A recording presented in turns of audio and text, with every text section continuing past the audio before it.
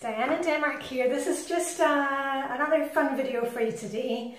It's, as I've said before, my channel is not a cookery channel or a fashion channel. I'm just here to kind of encourage you to get off your bahookie and do something and have a little fun in amongst all the cleaning and organising. I'm making an apple cake today, and I'm making it today because I'm going to one of the close-up parties tomorrow. I can't wait. And it's a potluck thing in the evening. We'll take something, and the hostess this time, I think she's making super stew, and I said I would take a cake. Now I'm taking an apple cake because if you follow me on Instagram, you'll know that we have two huge apple trees in the garden, and they are falling apples at the moment. We're now really into autumn here in Denmark. It starts 1st of September. And the apples actually were ready early this year, I think because we had that crazy heat wave summer. Anyway, I'm going to keep it short and sweet as usual. I hate making long videos, but I'll just quickly explain that the reason that I make this apple cake is that when I was a kid, I used to have these notelets. Girls are very into having notelets and things for writing. My DD 16, she's the same, she loves her notebooks, and I had these notelets, and I didn't want to use them because they looked so nice, and I've had these since, well, I'm 51 now, and I've probably had these notelets since I was about, 8, 9 years old. And here's another one. I just can't get rid of it. It was a wee note that says a special note from Diane, and my name is quite unusual, or it was kind of quite unusual at the time, so it was really difficult to get anything with my name on it. There we are. So I've managed to keep one all these years. I mean, I don't know how old these are. Anyway, the reason that I started making this apple cake was because when I was doing a declutter of stuff, must have been about 5 or 6 years ago, when I started flylady, I came across these notelets, and I threw away a lot of the other ones, and I managed to declutter a lot, but I couldn't get rid of these ones. And I thought, oh, I've now, there's a recipe on the back. Here we are, for any of you who want to see the recipe. And I thought, well, why not now? Let's try making the cake. And I made the cake, and it was actually really good, and it's really simple. So I'm sharing it with you today. And I actually managed to track down Helen Corbitt. She, I believe, was an American author, and I actually managed to track down one of her cookery books. I've since decluttered that one because it was a bit weird, some of the recipes. But anyway, I've been making this cake ever since. I'll see if I can find out when I first made it. It must have been about 5 years ago because I put it on my blog at the time. Anyway, I'm sharing it with you today. I hope you enjoy it. And please, if you don't like the ingredients or you think it's too much sugar, this is a recipe that's really old, and all things in moderation. If you don't want to have so much sugar and whatever, you can go and take a piece of crisp bread. All right, so anyway, let's get cracking. Now, I've already started it because I wasn't planning to film today, and I thought, hey ho, why not? In my bowl, now what's this bowl called? Famous Danish bowl. We had that in our quiz recently. I won't mention it in case you haven't watched that video. I'll put a link to the quiz. I've already started the recipe, and I'll show you what's in here. You see that? Dook. Yeah.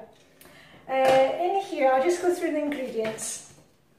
I've got ½ pound of sugar, normal granulated sugar, and ½ pound for those of us who don't use imperial measurements but are a bit more modern with metric, because I wrote that down. ½ pound of sugar is 225 grams, and then also in here I've got 6 fluid ounces, which is 170 millilitres of sunflower oil. And the recipe just called for vegetable oil. I always have sunflower oil because that's what I use for making brownies and stuff. Okay, and then in here I've got a teaspoonful of vanilla. In Denmark we have this vanilla sugar. So a teaspoonful of that. And feel free to, put in whatever you've got. If you want to scrape a vanilla pod, do something like that. 1 egg. Juice of ½ a lemon. I didn't have a fresh lemon, so I just used a few squirts of this stuff, and it called for half a teaspoon of salt, but I really like the salt against the sweet, so I put like 3/4 of a teaspoon of salt. So I've already got that in, and it's a very, very simple recipe. Let me just grab a spoon, because all we're going to do is we're just going to mix that together. Can you see it? And the eggs kind of rolling around. There we go. Anyway, you're just going to mix that together. So you've got the sugar in there and the oil. So we're just combining that first, the kind of wet, the wet ingredients. And I made this cake at the weekend. And my husband and my kids, my dear daughter 16 and my dear son 18, they don't really like cakes. So I ended up eating the whole thing myself. And I actually made it in muffins forms at the weekend, so I ate them individually. But I would eat like 3 of them at a time. So anyway, everything in moderation. Right, okay, so I've mixed together those wet ingredients. And then we're just going to add in the dry ingredients, and basically that's it, and add in the apples, because it is an apple cake. Right, and the recipe here says 6 ounces of flour, if you want to take a wee screenshot of the recipe.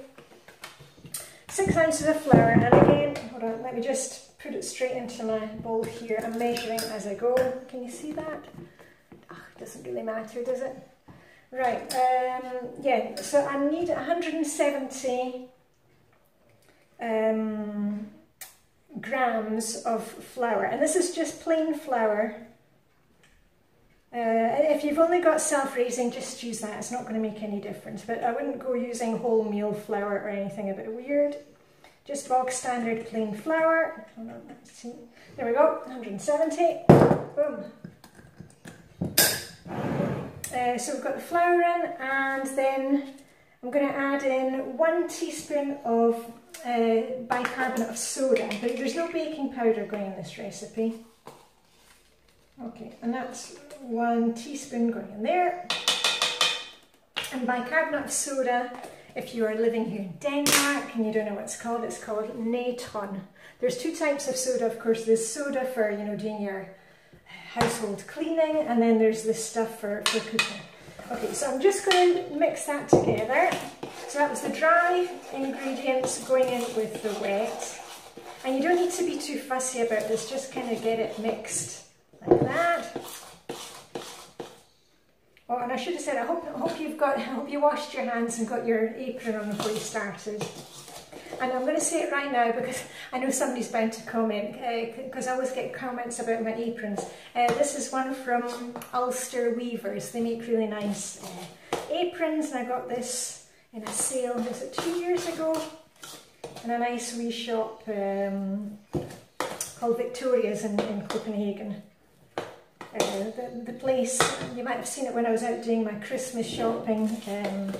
They sell Crabtree and Evelyn stuff and really nice household things.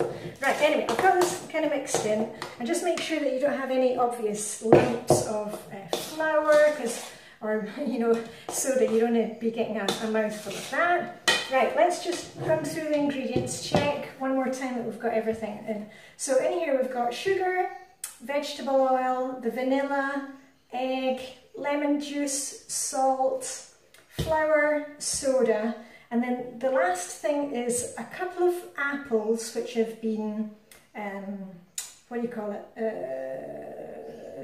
take the peeled, can't even remember the word in English, and chopped up. I do them quite finely. And again for the apples it's 6 ounces, which is about 170 grams. So I'm just going to add in those. And the other thing this recipe calls for is walnuts.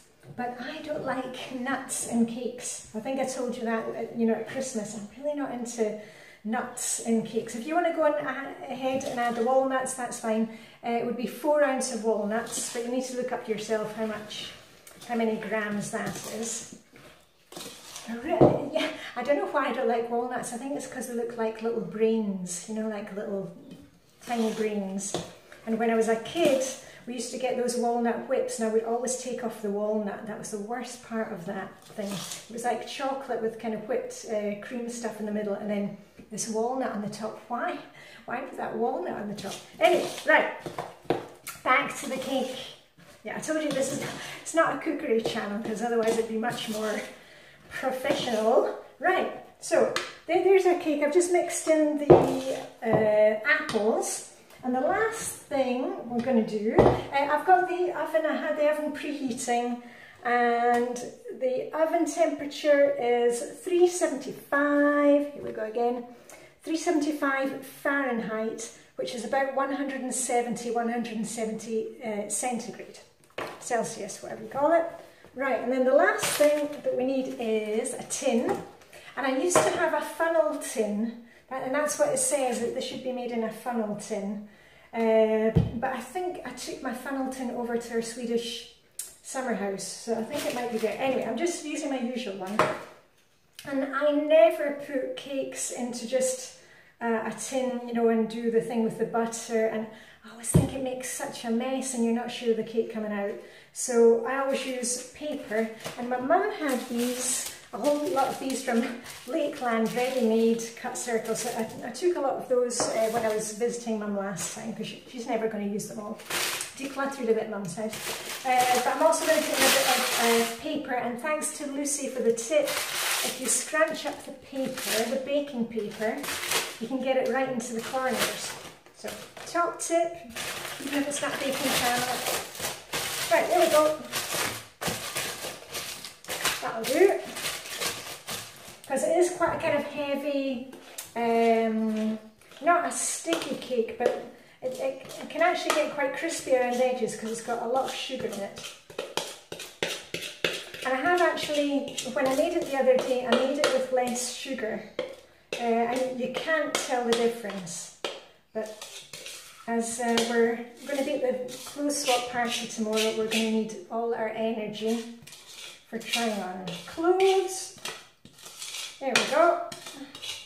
That's all out. Excuse my fingers. Boop. They were clean, don't worry. And then I'm just going to squish that down a wee bit. Right, and I'm going to get to lick the bowl. Okay. Hold on.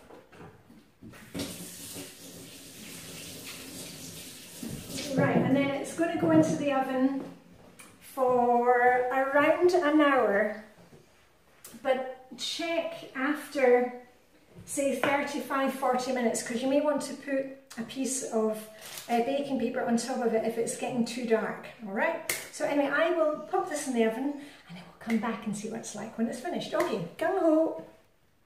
Oh, and I forgot to say, while this is in the oven, let me just pop it in. While that is in the oven, I'm going to do a poopa. And what is a poopa? I'm going to pick things up and put them away. I'm not just going to leave everything lying on the counter. I'm going to do a quick poopa. So anyway, that'll bake in the oven. I'm just going to set my timer so I don't forget about it. And I'll come back to you when it's finished. Woohoo! So our cake is out of the oven, and it took about 50 minutes today. Because I had used all of the sugar in the recipe. Usually I cut down on the amount of sugar, and as I said, you've got to keep an eye on it when it's in the oven, because I almost burnt this one's bahookie a bit, but listen, we're not going to worry about that. Anyway, I've taken it out of the tin so you can see what it's like. Normally I would leave it in the tin to cool. I mean, this is really hot. It's quite a compact, dense cake. If you're using the funnel form, it will be a bit taller, but anyway, it's actually really good in this kind of dull autumn weather to have this really yummy cake. Now you could, of course, put on some icing on the top once it cools down, or maybe some whipped cream. What we often do is serve it alongside some slices of sliced Scottish cheddar.